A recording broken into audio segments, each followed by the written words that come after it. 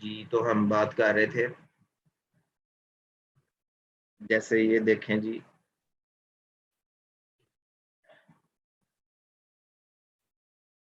जैसे मिसाल के तौर पे ये एक पैराबोला है, ठीक है, और ये पॉइंट जो है ये फोकस है। जितना इसका डिस्टेंस फोकस से होगा वर्टेक्स का, उतने ही डिस्टेंस पे डायरेक्ट्रिक्स लाइन एल पड़ी होगी। और याद रहे कि डायरेक्ट्रिक्स और एक्सिस एक दूसरे के परपेंडिकुलर होते हैं। ये एक्सिस ऑफ पैराबोला है, ये डायरेक्ट्रिक्स है, ये फिक्स्ड रहता है, फोकस भी फिक्स्ड रहता है। अब अगली बात ये है कि कॉर्ड मैं आपको बता रहा था, ये ब्लैक कलर में कोई से दो पॉइंट्स आप मिला दें तो ये कॉर्ड ऑन पैराबोला है, ये भी कॉर्ड ऑन पैराबोला है। बिल्कुल बेतरतीबी से आप इसको मिला सकते हैं। ये कॉर्ड है, ये एक कॉर्ड है, ये एक कॉर्ड है पैराबोला पे, ठीक है, ये डिफरेंट कॉर्ड्स हैं। अब कॉर्ड की डेफिनेशन तो आपको आ गई। अब कॉर्ड में एक स्पेशल कॉर्ड होती है जिसको आप फोकल कॉर्ड कहते हैं। अब फोकल कॉर्ड एक ऐसी कॉर्ड है जो फोकस में से गुजरती है, जैसे ये देखें, यहां से गुजारनी है आपने लाइन। मैं इसका कलर मैं ब्लू कर देता हूँ। यहाँ से जहां से मर्जी शुरू करें, फोकस में से गुजारे और आगे ले जाए लाइन। ये एक फोकल कॉर्ड है, ठीक है जी, ये एक फोकल कॉर्ड है। उसके अलावा यहाँ से अगर आप ले जाए, ये एक फोकल कॉर्ड है। अब फोकल कॉर्ड में ना एक स्पेशल कॉर्ड होती है, ठीक है, फोकल कॉर्ड में एक स्पेशल कॉर्ड होती है जिसको आप कहते हैं latus rectum. Latus rectum latus rectum एक ऐसी स्पेशल फोकल कॉर्ड है जो बिल्कुल पैरेलल है किसके, डायरेक्ट्रिक्स के, मतलब के फोकस में से गुजरे और इस डायरेक्ट्रिक्स के बिल्कुल पैरेलल हो। मतलब के अगर ये डायरेक्ट्रिक्स के पैरेलल है तो एक्सिस के परपेंडिकुलर होगी ये वाली लाइन। अब इस कॉर्ड की एक अपनी क्वालिटी है, इसको लेटस रेक्टम कहते हैं। ये फोकस में से भी गुजरती है और एक्सिस के परपेंडिकुलर है। आप देख सकते हैं यहाँ पे ये 90 डिग्रीज का एंगल है, और बिल्कुल ये ग्रीन लाइन और ये वाली जो पिंक लाइन है ये आपस में पैरेलल है, ठीक है जी। तो इसको हम लेटस रेक्टम बोलेंगे। मुझे उम्मीद है आपको समझ आ गई होगी। सही हो गया। अब कुछ स्टैंडर्ड पैराबोला है। स्टैंडर्ड पैराबोला में तो लेटस रेक्टम 4, यहाँ पे इसकी वैल्यू लिखी होगी। स्टैंडर्ड पैराबोला में जो लेटस रेक्टम है y square is equal to 4x, इस पैराबोला का लेटस रेक्टम 4a होता है, ठीक है। और पैराबोला की पैरामीट्रिक इक्वेशंस ये मैंने आपको पहले भी बताई थी चैप्टर नंबर 1 में। मैं दोबारा से आपको अगर बता दूं, देखें जरा, जब हम चैप्टर नंबर 1 में थे तो तब हमने ये पेज नंबर पेज नंबर आ जाता है 10। पेज नंबर 10 पे मैंने आपको कहा था कि ये 4 किस्म की पैरामीट्रिक इक्वेशन है, जिसमें जो पहली पैरामीट्रिक इक्वेशन है ये पैराबोला की है, x is equal to a t square and y is equal to a t, ठीक है। तो ये आपने याद रखना है। ये देखें, x is equal to a t square, y is equal to 2at, ठीक है। ये इस पैराबोला की पैरामीट्रिक इक्वेशन है जब y square is equal to 4ax आता है। तो ये जनरल फॉर्म भी हमने स्टडी कर लिया। अब जो ये स्टैंडर्ड पैराबोला है 4 किस्म के। अगर हम बात करें parabola opens parabola opens right side, तो उसकी ये सारी इंफॉर्मेशन है। इसकी इक्वेशन होती है ये वाली, ठीक है, Y square equal to 4 focus होता है a0, डायरेक्ट्रिक्स होता है x is equal minus A. ये वाली जो लाइन है ना ये डायरेक्ट्रिक्स है, क्योंकि आप खुद देखें कि अगर फोकस यहाँ पे पड़ा हुआ है a0 पे, तो x एक्सिस पर a स्टेप्स राइट साइड पे गए हैं, तो a स्टेप्स हम लेफ्ट साइड पे अगर चले जाएं तो इस जगह पे ये पूरी जो लाइन है ये x बराबर होगा ना माइनस ए। तो इसलिए यहाँ पे उसने लिखा हुआ है x इज इक्वल है जी -a।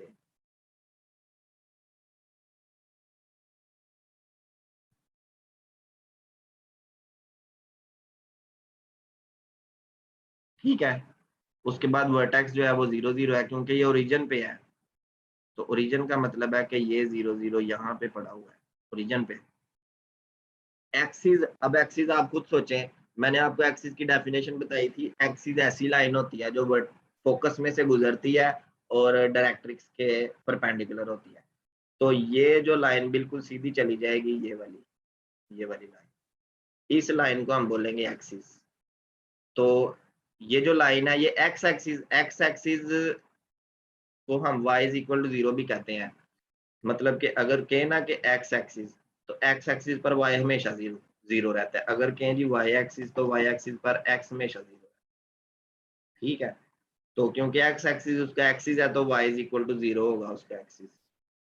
इसी पहले पैराबोला, तो इसलिए यहाँ पे y इज इक्वल टू 0 आ गया। और इसका जो लेटस रेक्टम है x इज इक्वल a है।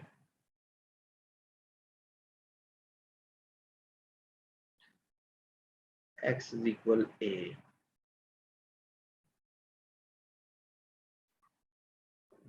जितना यहाँ से डिस्टेंस है उतना ही ये कह रहा है कि ये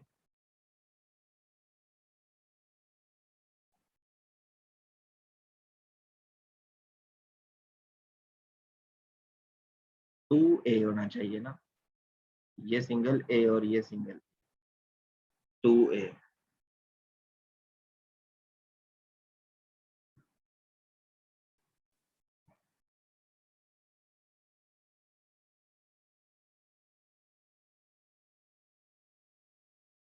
ये देखें ये 2a के इक्वल आ रहा है।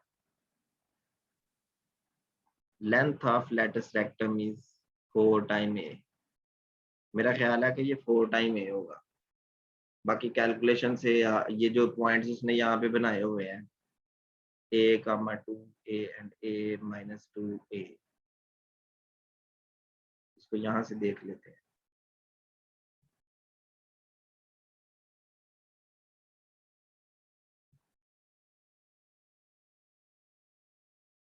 इसके कोऑर्डिनेट्स क्या होंगे? x एक्सिस का तो a होगा और y एक्सिस का ये होगा। असल में ये पॉइंट आपने y एक्सिस पे ऐसा चूज करना है कि pm और pf जो है ना वो सेम हो। तो ये 2 टाइम्स a उसने लिखा हुआ है, ये वाकई 2a होगा, डबल होगा 2a। ठीक है, हाँ जी। तो ये चीज आपने याद रख कि स्टैंडर्ड पैराबोला में ये y एक्सिस है, यहाँ पे जो ये पॉइंट होगा ये होगा 2a। ठीक है, तो ये पॉइंट बन जाएगा x एक्सिस का a और y एक्सिस का 2a। और जो ये पॉइंट है जी ये x एक्सिस का a रहेगा लेकिन y एक्सिस का -2a। अब आप इन दोनों पॉइंट्स का डिस्टेंस निकाल लें, इसका और इसका। तो डिस्टेंस आपके पास आ जाएगा a minus a square 0 plus 2a minus minus plus 2a।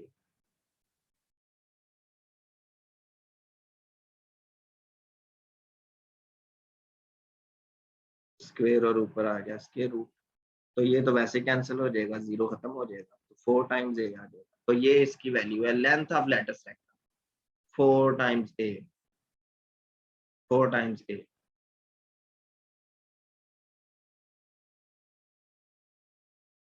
ये इसमें पता नहीं क्या लिख दिया, लेकिन असल में वो ये कहना चाह रहा है कि लेटस रेक्टम की लाइन कहाँ पे बनेगी। ये जो उसने x इक्वल a लिखा हुआ है ना, उसका ये मतलब है कि x इक्वल a पर ये लाइन बनेगी, ये लेटस रेक्टम यहाँ से गुजरेगा, लेकिन उसकी जो लेंथ होगी वो होगी 4 टाइम्स a। इसी तरह यहाँ पे लेटस रेक्टम यहाँ से गुजरेगा, यहाँ से, और यहाँ से लेके यहाँ तक जो लेंथ होगी वो 4 टाइम्स a होगी। इसी तरह इसका लेटस रेक्टम ये गुजरेगा क्योंकि ये बिल्कुल पैरेलल होगा डायरेक्ट्रिक्स के, और ये लेटस रेक्टम होगा यहाँ पे। तो इस तरह से ये पैराबोला की स्टडी जो है ना बिल्कुल कंप्लीट हो गई है। अगर किसी ने कोई क्वेश्चन पूछना हो।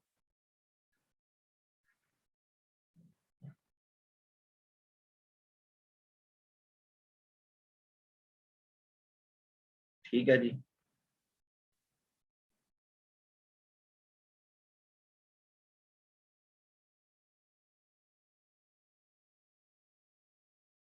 ये देखें कौन सा पॉइंट जो है पैराबोला के फोकस के बिल्कुल करीब होता है।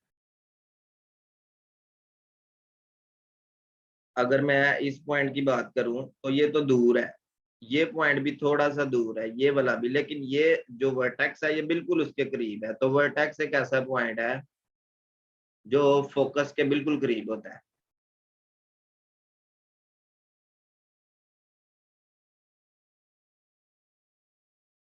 ठीक है, तो वर्टेक्स एक ऐसा पॉइंट है जो फोकस के बिल्कुल करीब होता है।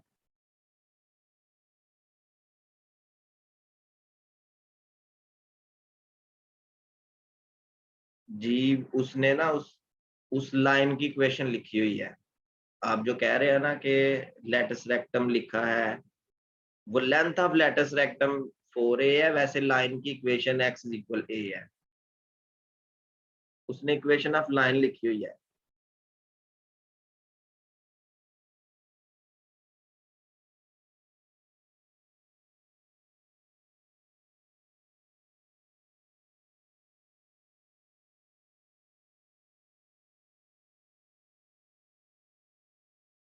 मैं आपको दोबारा बता देता हूँ ना।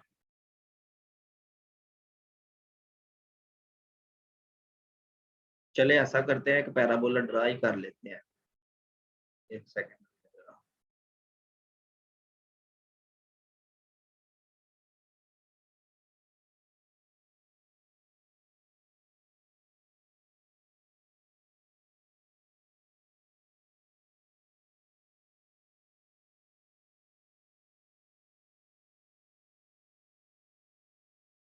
ये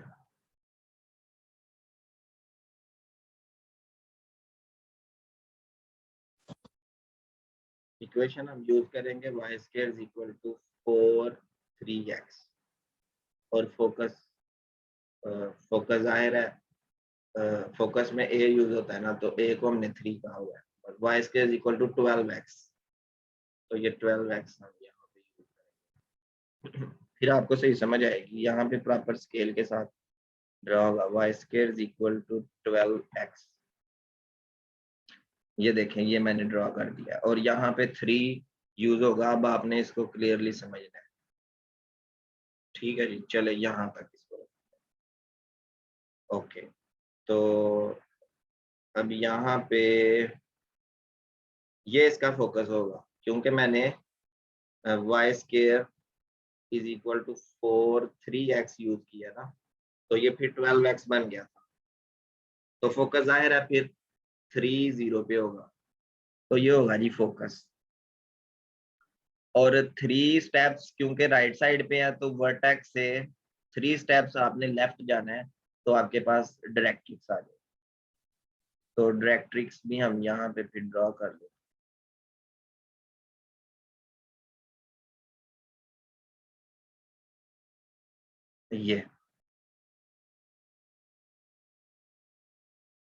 ये देख रहे हैं आप सब, ये डायरेक्ट्रिक्स है, लाइन। ओके, तो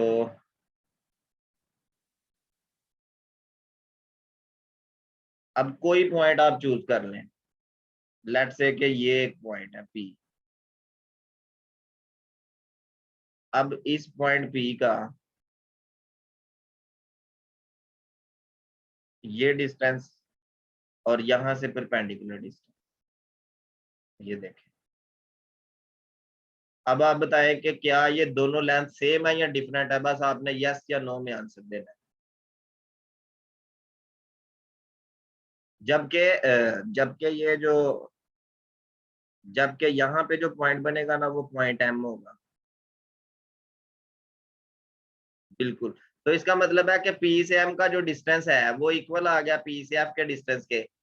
और पी पॉइंट आपने इस ब्लैक कर्व के ऊपर चूज करना है जिस कर्व को आप पैराबोला कह रहे हैं। जैसे ये देखें, अगर मैं इसको पी कह दूं कोई बात नहीं, इसका निकाल लेते हैं डिस्टेंस। देखें, पी से एफ का डिस्टेंस आ गया और बिल्कुल परपेंडिकुलर आपने लेके जाना है इसको, इस तरीके से, ऐसे टेढ़ा नहीं लेके जाना, बिल्कुल परपेंडिकुलर इस तरीके से। अब बताएं,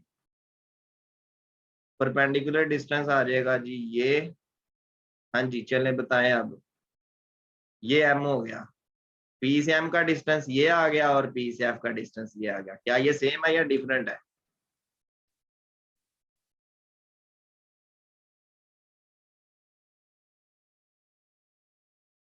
ठीक है जी। तो ये पैराबोला की प्रॉपर स्टडी है और आप असल में फाइंड कर रहे होते हैं इस पी को। आपने ऐसे पी कोऑर्डिनेट सिस्टम में ऐसे पॉइंट पी चूज करने हैं जिनको मिलाने से ये कर्व, ब्लैक कर्व बन रही हो। ठीक है, तो ये इंटरव्यू में भी आपसे पूछा जा सकता है, यहाँ पर तरीके से अगर बता दें तो आपकी सिलेक्शन पक्की हो जाती है, कहीं भी आप चले जाएं। जरूरी नहीं लेक्चरर में ही हो, और भी कहीं भी पूछा जा सकता है। तो क्वेश्चन पूछा था, जिसने क्वेश्चन पूछा था उसको क्लियर है?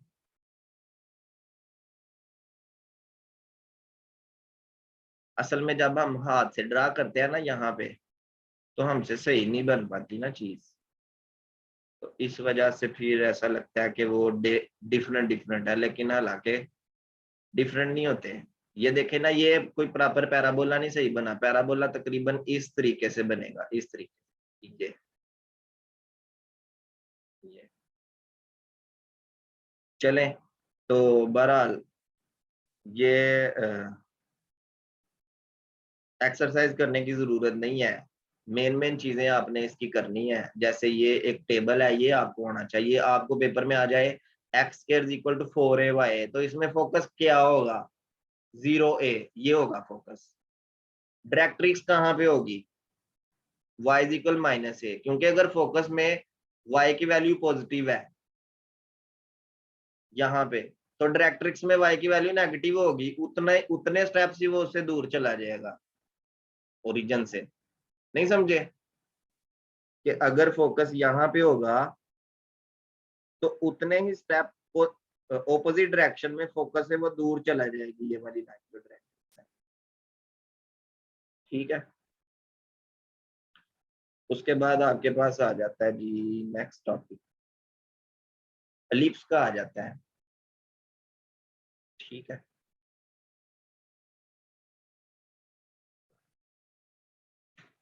अब क्योंकि आपने पैराबोला को बहुत अच्छे तरीके से समझा, तो एलिप्स की समझ आपको बहुत जल्दी आती है। ठीक है, एलिप्स को समझने में सिर्फ एक चीज आपने याद रखनी कि एलिप्स में ये कंडीशन है। अच्छा, एलिप्स में भी यही होता है, एलिप्स की स्टडी जब आप करते हैं तो इसमें भी फोकस होता है और फोकस के साथ साथ इसमें डायरेक्ट्रिक्स भी होता है, जो ये दोनों फिक्स होते हैं ना। और we seek to find P, हमें ऐसे पी चाहिए। ठीक है, हमें ऐसे पॉइंट पी चाहिए होते हैं जब पी से एम का जो डिस्टेंस है उसको डिवाइड किया जाए पी से एफ के डिस्टेंस से, और आंसर जो है ना वो ई के इक्वल है, जबकि ई जो है ना अब 0 से 1 के दरमियान में होगा। मतलब के 0.1, 0.2, 0.9 भी हो सकता है, लेकिन पूरा 1 नहीं होगा। ये चीज आपने याद कि ऐसे तमाम पॉइंट्स जो पीएम और पीएफ को आपस में डिवाइड करने से 0 पॉइंट समथिंग आ जाए, ठीक है, मतलब 1 ना आए और 0 से बड़ा हो, तो उसको फिर हम उन तमाम पॉइंट्स पी को जब आप मिलाते जाएंगे ना तो आपके पास एलिप्स बन जाएगी। ठीक है, तो एलिप्स की जो सेंट्रिसिटी है ना वो 0 से 1 के दरमियान, मतलब 0 is less than E is less than 1, ये याद रखना है। और फोकस का पता चल गया आपको, डायरेक्ट्रिक्स का पता चल गया है, सेंट्रिसिटी का भी पता चल गया है। एक्सरसाइज के क्वेश्चन करने की बिल्कुल जरूरत नहीं है। आपने क्यों करने हैं? पेपर में अगर कोई क्वेश्चन भी आया तो वो स्टैंडर्ड पैराबोला का आएगा, क्योंकि पेपर में इतना टाइम ही नहीं होता और पेपर बनाने वाले ने सिर्फ चेक करना होता है कि इस बंदे ने इस चीज को स्टडी किया हुआ है कि नहीं। तो वो स्टैंडर्ड पैराबोला का क्वेश्चन ही देगा आपको। लेकिन ये है कि पीछे से थ्योरी आपको आनी चाहिए। आप एक सब्जेक्ट में जाना चाह रहे हैं तो वो जब तक आप उस सब्जेक्ट की स्टडी नहीं आएगी आप कैसे जा सकते, समझ रहे हैं ना? तो बजाय इसके कि मैं इस पे बहुत ज्यादा बहस करूं, मैं आपको इसके एलिमेंट्स के बारे में ये इसको हम स्टडी कर लेते हैं, ठीक है? ये आपके सामने एक एलिप्स बनी हुई है। इस एलिप्स के सारे एलिमेंट्स के बारे में मैं आपको जो है ना बता देता हूँ, आपने गौर से देखना है। तो सबसे पहले नंबर पे यहाँ पे फोकस था, ठीक है?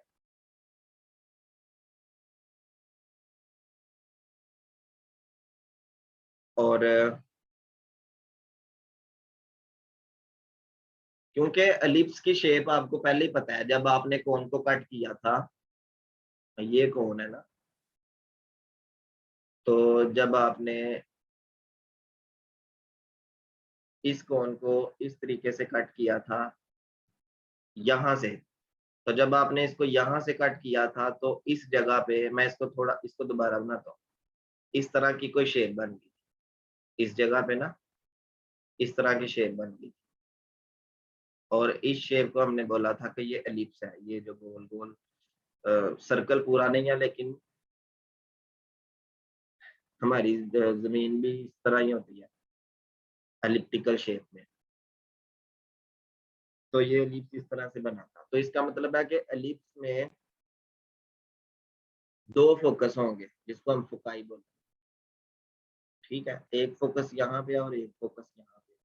पैराबोला में सिंगल फोकस होता है, क्योंकि पैराबोला में इस तरीके से सिर्फ सिंगल साइड होती है, ठीक है? जबकि एलिप्स में ये बिल्कुल क्लोज्ड फिगर है। तो दो फोकस आ गए। अब दो फोकस होने के साथ साथ इस फोकस के लिए जो डायरेक्ट्रिक्स होगी वो ये इक्वेशन, ये डायरेक्ट्रिक्स लाइन, और इस फोकस के लिए जो डायरेक्ट्रिक्स होगी, ठीक है ना, वो यहाँ पे होगी। अब इसकी जो डायरेक्ट्रिक्स है उसकी डेरिवेशन करने की जरूरत नहीं है। ये क्योंकि फोकस में आपने सी यूज किया, ए यूज नहीं किया, इसलिए ये सी ओवर ई स्क्वायर होगा और ये माइनस सी ओवर ई स्क्वायर होगा, ठीक है? डेरिवेशन बुक में लिखी हुई है, आप इसको देख सकते हैं। अब इसमें क्योंकि पैराबोला का तो वर्टेक्स था ना, इसमें वर्टिसेस होंगी, एक वर्टेक्स यहाँ पे होगी और एक वर्टेक्स यहाँ पे होगी। और क्योंकि यहाँ पे भी एक वर्टेक्स है और एक यहाँ पे भी वर्टेक्स है, तो ये को वर्टिसेस होंगी, मतलब ए और ए प्राइम ये दोनों वर्टिसेस है, और बी प्राइम एंड बी ये दोनों को वर्टिसेस है, ठीक है? अब आपको एक चीज नजर आ रही है कि एलिप्स का जो ज्यादा पोर्शन है वो एक्स एक्सिस पर है, ये देखें। तो मेजर एक्सिस यहाँ पे एक्स एक्सिस होगा, मेजर एक्सिस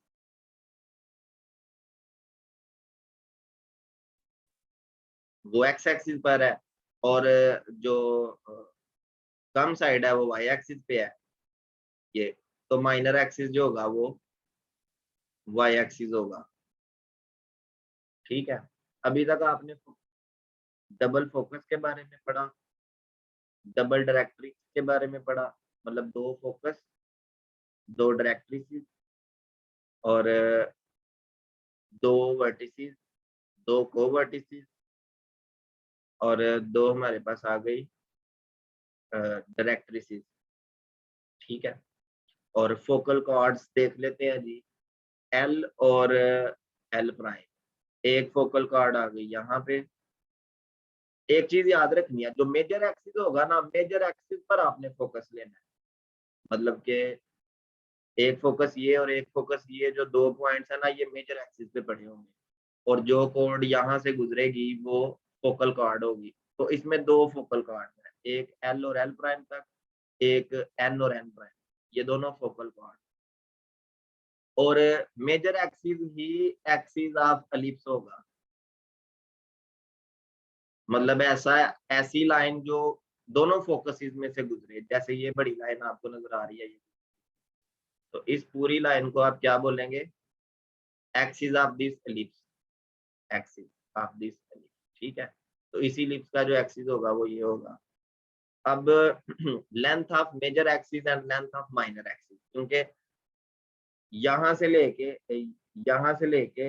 यहाँ तक, ठीक है, यहाँ से लेके यहाँ तक जो लेंथ होगी, ये वाली जो लेंथ, इस लेंथ को आप लेंथ ऑफ माइनर एक्सिस बोले, और sorry length of major axis. तो लेंथ ऑफ मेजर एक्सिस क्या होगी, 2c, और सॉरी 2a होगी, और लेंथ ऑफ माइनर एक्सिस होगी 2b, ठीक है। जबकि ए और ए प्राइम मैं दोबारा से बता दूं कि ये वर्टिसेस ऑफ दिस एलिप्स है। तो एलिप्स के जितने भी एलिमेंट्स आपने स्टडी किया है ना, वो आपने एक अलग जगह पे लिख लेने हैं। एक तो आपने फोकाई, ये 2 होते हैं, 2 वर्टिसेस होती हैं, 2 कोवर्टिसेस होती है। उसके बाद मेजर एक्सिस होता है एलिप्स में, उसके बाद एक माइनर एक्सिस होता है, उसके बाद डायरेक्ट्रिक्स इक्वेशंस है, ये 2 इक्वेशंस है, 2 इक्वेशंस है तो प्लस माइनस में होगी, ठीक है। फोकस भी प्लस माइनस में होगा, वर्टिसेस भी प्लस माइनस में होगी, कोवर्टिसेस भी प्लस माइनस में होगी, डायरेक्ट्रिक्स प्लस माइनस में होगी, major axis minor axis. Major axis की जो लेंथ है, अगर तो ये एक्स एक्सिस पर है, ठीक है ना, तो और अगर ये वाई एक्सिस पर है, तो इसी इन 2 बातों पे डिपेंड करेगा इक्वेशन ऑफ एलिप्स, वो मैं बाद में बताता हूँ। मेजर एक्सिस की जो लेंथ होगी वो 2a होगी, और माइनर एक्सिस की जो लेंथ होगी वो 2b होगी, ठीक है। कोवर्टिसेस इस तरह से होंगी कि अगर मैं एलिप्स ऐसे बना रहा हूँ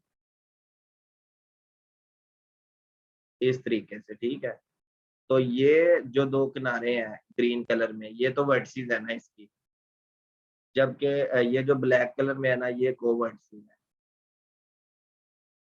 और इसी ब्लैक ब्लैक लाइन की जो लेंथ है ना, इस लेंथ को लेंथ ऑफ माइनर एक्सिस कहते हैं। और ये जो ब्लू कलर की लाइन है, इस लाइन की लेंथ को लेंथ ऑफ मेजर एक्सिस कहते हैं, ठीक है। तो और इसमें क्या था, और इसमें यही चीजें हैं बस, बाकी इनकी डिटेल्स यहाँ पे लिखी हुई है, ये सारी देखें। लेटस रेक्टम, हाँ जी, लेटस रेक्टम जो फोकल कार्ड्स हैं जो फोकसिस में से गुजरती हैं, लेटस रेक्टम यहाँ पे मैंने आपको बताई है, एक एल और एल प्राइम है और एक एन और एन प्राइम, तो ये 2 लेटस रेक्टम है यहाँ पे। हाँ जी, तो अगर मेजर, अब क्योंकि एलिप्स 2 किस्म की हो सकती है, मैं दोनों किस्म की यहाँ पे आपको बना के, एक तो एलिप्स इस तरह से है, एक एलिप्स इस तरह से बन सकती है, इस तरीके से। अब इसमें आपको क्लियरली नजर आ रहा है कि वाई एक्सिस पर जो है ना ये मेजर एक्सिस है, और एक्स एक्सिस पर माइनर एक्सिस है। तो अगर एलिप्स इस तरह से होगी तो इसकी इक्वेशन होगी एक्स स्क्वायर ओवर ए square plus Y square over B square, ठीक है। और अगर इस तरह से होगी तो होगी X square over B square plus Y square over ए स्क्वायर, मतलब कि मेजर एक्सिस अगर वाई एक्सिस है तो ए स्क्वायर वाई स्क्वायर के नीचे होगा डिनोमिनेटर, और अगर मेजर एक्सिस एक्स एक्सिस पर है तो ए स्क्वायर जो होगा ना वो एक्स एक्सिस के डिनोमिनेटर में होगा, एक्स स्क्वायर ओवर ए। तो मेन चीज पे चलते हैं जी, ये देखें, ये आ गया। तो पहली लिस्ट ये है जिसमें मेजर एक्सिस एक्स एक्सिस है, तो एक्स स्क्वायर ओवर ए स्क्वायर, जाहिर है ए ग्रेटर देन बी होगा। तो अगर मेजर एक्सिस वाई एक्सिस है तो जाहिर है कि यहाँ पे फिर वाई स्क्वायर ओवर ए स्क्वायर आएगा, और ए ग्रेटर देन बी होगा तो ए हम यहाँ पे फिर यूज कर रहे होंगे वाई एक्सिस, ठीक है। तो ये सारे इसके एलिमेंट्स लिखे हुए हैं, ये आपने इनको स्टडी कर लेना है। ठीक हो गया, ये सारा आपने बस ये टेबल याद रखना है और बाकी मजीद क्वेश्चंस करने की जरूरत नहीं है। जी बिल्कुल, समरी ऑफ लिफ्ट, इसमें दो दो इक्वेशंस ही बनती हैं, एक मेजर एक्सिस एक्स एक्सिस और एक मेजर एक्सिस वाई एक्सिस पे। बाकी और कोई क्वेश्चन करने की जरूरत नहीं है। अगर कोई थ्योरम टाइप स्टेटमेंट है तो वो आपने देख लेनी है, वो मुझे यहाँ पे नजर नहीं आ रही। ये कुछ पॉइंट्स लिखे हुए हैं, major axis minor axis, latus rectum के बारे में, ये सारे पॉइंट्स आपने इनको स्टडी कर लेना है। ठीक है, उसके बाद हाइपरबोला के बारे में ये है कि हाइपरबोला को भी आपने सिर्फ यही रखना है कि ई इज ग्रेटर देन 1 होता है, ये पहला मल्टीपल चॉइस है। दूसरा मल्टीपल चॉइस आपको यहाँ से मिल जाएगा कि हाइपरबोला के एलिमेंट्स क्या क्या है, वो आपने स्टडी कर लेने हैं अच्छे तरीके से। ठीक है, ये मैं आप पे छोड़ रहा हूँ कि आपने खुद इसको पढ़ना है। तो ये इसकी पैरामीट्रिक इक्वेशंस, इसकी इक्वेशन जो भी है, सेंटर क्या होता है, कॉन्जुगेट एक्सिस, ये खुद आपने देखना है। जब आप इसको अच्छे तरीके से समझ के देखेंगे ना, फिगर 3 और ये सारा कुछ जो मेंशन कर रहे हैं, आपको समझ आएगी। ठीक है, क्योंकि बजाय इसके ऊपर हम टाइम वेस्ट करें, बस ये टेबल आपने यहाँ से याद रखना और ये इस थ्योरी को एक बार पढ़ लेना, आपको आ जाएगा। और यहाँ पे एक न्यू वर्ड उसने यूज किया है जी, वो मैं आपको बता दूं, उसने असिम्प्टोट वाला वर्ड यूज किया है। असिम्प्टोट का ना काफी लोग मेरे से क्वेश्चन पूछते हैं कि ये क्या होता है। जैसे ये देखें, अगर मैं आपको बताऊं कि ये आपके पास एक हाइपरबोला है, तो असिम्प्टोट इस तरह से होगा। जैसे देखें, हाइपरबोला ने इस डायग्राम ने ऐसे बढ़ते जाना है, ठीक है, इस तरीके से बढ़ते जाना, और इसने इस तरीके से यहाँ से बढ़ते जाना है। ठीक है, तो असिम्प्टोट एक ऐसी लाइन होगी जो ना तो इसको टच करेगी और ना इसको टच करेगी, लेकिन इसके पास से गुजर जाएगी। जैसे ये देखें, ये मैं यहाँ पे लाइन बना रहा हूँ, मेरे से प्रॉपर ड्रॉ नहीं हो पा रहा, लेकिन ये ऐसी लाइन होती हैं जो ना इसको टच करती है ना इसको टच करती है। और इधर से भी बिल्कुल सेम ऐसे लाइन आएगी और ऐसे लाइन चली जाएगी, ना इसको टच करेगी ना इसको टच करेगी, जबकि इसके करीब से गुजर जाएगी। तो वो उन लाइंस को हम सिम्प्टोट्स कह रहे होते हैं।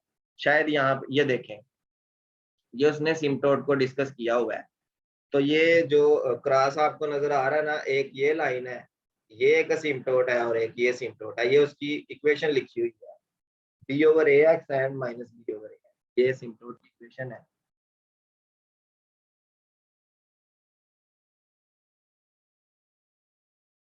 मैं आपको यहाँ से ढूंढ देता हूँ,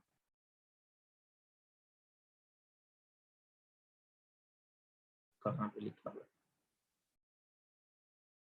जैसे ये देखें, 5/4 एक्स एंड -5/4 एक्स, ये दोनों इसके असिम्प्टोट्स हैं।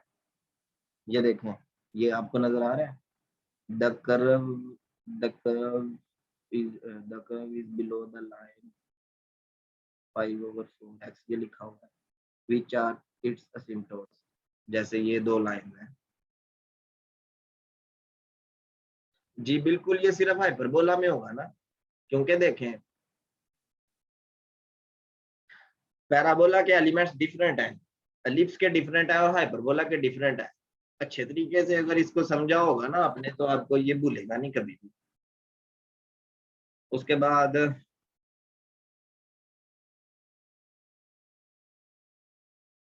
जिसमें मैं आपको एक और चीज बता दूं, एक मल्टीपल चॉइस है, वो ये है। जैसे ये देखें, x square over A square minus y square over B square equal to 1 है। अगर ए और बी 1 के इक्वल आ जाए, मतलब एक्स स्क्वायर 1 के इक्वल आ जाए, या ए और बी सेम आ जाए, ये कह सकते हैं। अगर ए और बी सेम आ जाए तो फिर इसको रेक्टेंगुलर हाइपरबोला बोलेंगे, if a is equal to B.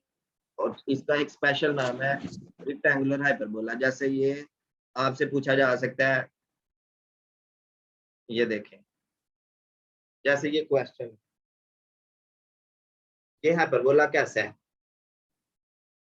अगर मैं इसको ऐसे लिख दूं x square over 9 minus y square over 9, मतलब 9 को डिवाइड कर दिया इक्वल टू 1, तो मतलब के एक्स स्क्वायर ओवर ए स्क्वायर बनाना ना, इसको 3 स्क्वायर बना दिया, minus y square over 3 square बना दिया इसको, तो अब ए और बी सेम आ गया हमारे पास। तो फिर ये इक्वेशन जो है ना ये रेक्टेंगुलर हाइपरबोला है। ठीक है जी, तो ये हाइपरबोला भी स्टडी हो गया। टेंजेंट एंड नॉर्मल वही है, इसमें जो है ना ये एग्जांपल 1 बहुत ज्यादा इंपॉर्टेंट है, इसमें से क्वेश्चन बन सकता है। Y square is equal to 4ax है, तो इसकी टेंजेंट इक्वेशन क्या होगी किसी पॉइंट पे? तो जैसे ये पॉइंट है x1 y1, अब आपको पेपर में एक क्वेश्चन कैसे बन के आ सकता है, मैं अभी आपको एक क्वेश्चन बना देता हूँ। मैं आपको कहता हूँ कि 1 2 पे, ठीक है, 1 2 पे इसकी टेंजेंट इक्वेशन निकालनी। तो टेंजेंट इक्वेशन आपने याद की होगी, y1 y1 is equal to a x plus x1, ये फार्मूला है इसका ये। तो अब आप देखें y1 जो है वो 2 है, ये जरा माइक ऑफ कर लें अपना।